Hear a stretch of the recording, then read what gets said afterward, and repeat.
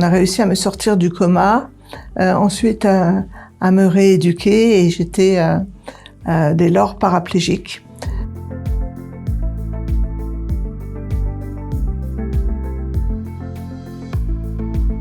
Bonjour, je m'appelle Catherine Touvenin, je suis nancéienne, j'ai 54 ans, presque 55, et que puis-je vous dire, je suis ambassadrice à Intimagir, je suis chargée d'éducation, j'interviens dans divers lieux, notamment l'Université de Lorraine, l'école de kiné, et je fais partie aussi du Conseil de développement durable de la métropole. Alors encore quelques semaines, puisque j'entame la fin de mon deuxième mandat, qui vraisemblablement sera aussi le dernier, parce que d'autres aventures vont m'appeler.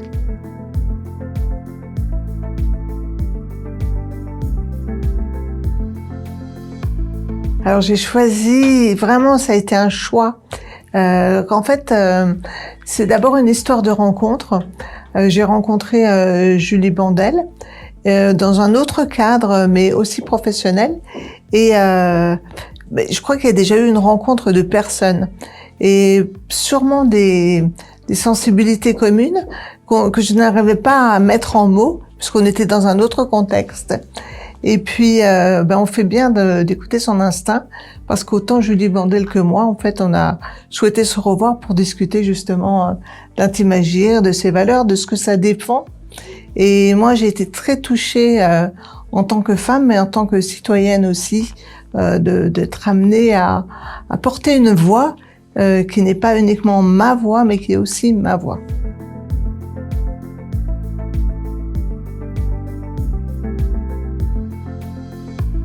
Alors, mon parcours en tant que personne porteuse de handicap, c'est... Je dois raconter pour ça un petit peu ce qui m'est arrivé. En fait, j'étais âgée de 10 ans et je me suis fait renverser par une voiture. Donc, nous sommes en 1981, à une époque où la médecine commence seulement à faire des progrès. Et d'ailleurs, j'ai bénéficié de ces progrès puisque on a réussi à me sortir du coma, ensuite à me rééduquer et j'étais dès lors paraplégique. J'ai aussi vécu des années de scolarité un peu particulières, parce qu'à l'époque, donc 81, 82, 85 et quelques années plus tard, les écoles adaptées n'existaient pas. Alors j'ai dû aller dans un centre de réadaptation. Je dois dire que j'ai été parachutée là dans ce monde du handicap, et ce qui a fait que longtemps après, j'ai eu une sorte de rejet épidermique avec le monde du handicap parce que la chose n'a pas été faite en douceur. Je sais pas si c'était possible de le faire en douceur d'ailleurs, et j'ai dû parcourir ma vie d'abord en tant que femme, en tant que citoyenne, en autodéterminant plutôt comme ça que en tant que personne porteuse de handicap. Il m'a semblé que c'était d'abord une force. Puis avec la maturité, notamment Intimagir, j'ai senti aussi la responsabilité de renouer avec quelque chose qui est aussi profondément moi, justement par mon parcours.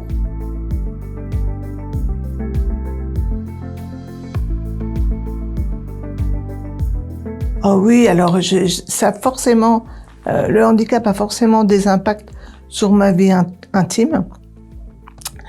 Déjà, pour reprendre l'histoire, en fait, déjà parce que j'ai été victime de l'accident alors que j'étais âgée de 10 ans et que s'en est suivi l'adolescence et que déjà le monde de l'adolescence est fait de contradictions. Mais alors, en étant porteur de handicap, il y a beaucoup de choses qui se jouent aussi mentalement et émotionnellement, notamment dans la relation aux autres.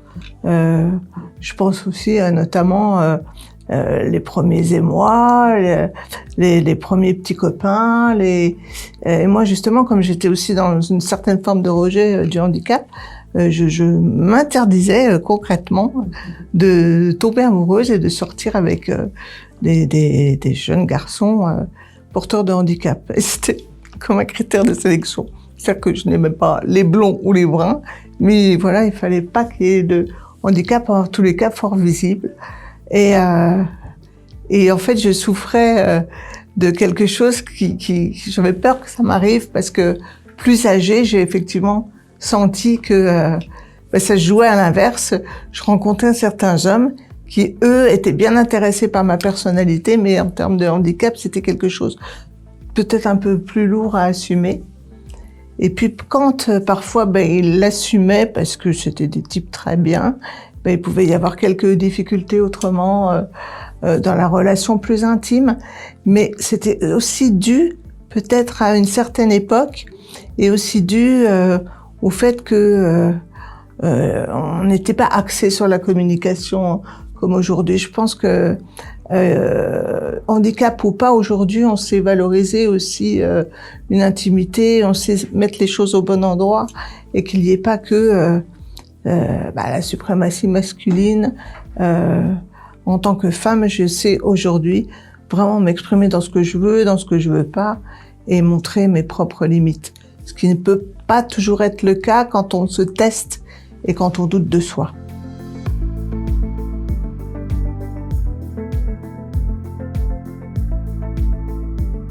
Eh bien, en fait, mon parcours me sert de support pour une analyse sociétale.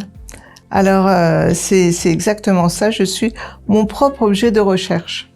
Alors, c'est déjà très pratique, parce que je suis toujours avec moi-même. Et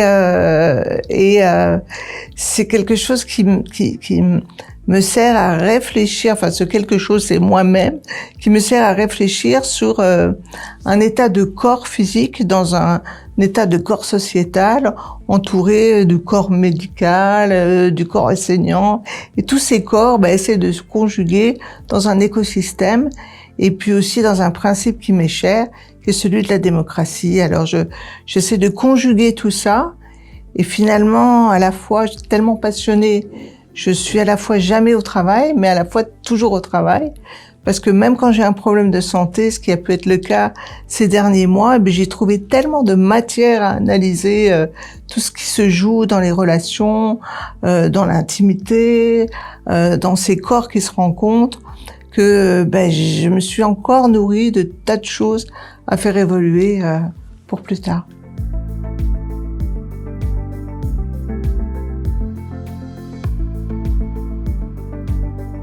Ce que je souhaiterais déjà pouvoir développer, mais déjà avant tout, avant même de vouloir développer, je veux pouvoir bien comprendre, enfin on a déjà fait un peu de travail là-dessus, mais le but, l'enveloppe, la profondeur aussi d'Intimagir, parce que parfois on arrive avec ce qu'on est, mais quand on veut défendre une cause, il faut déjà bien s'en imprégner et puis comprendre un peu divers fonctionnements qui sont autres que le sien, afin de pouvoir se recentrer sur ses capacités, sa volonté d'agir. Alors si je peux agir, il me semble que ça serait justement autour, oui, je dirais des droits, autour d'une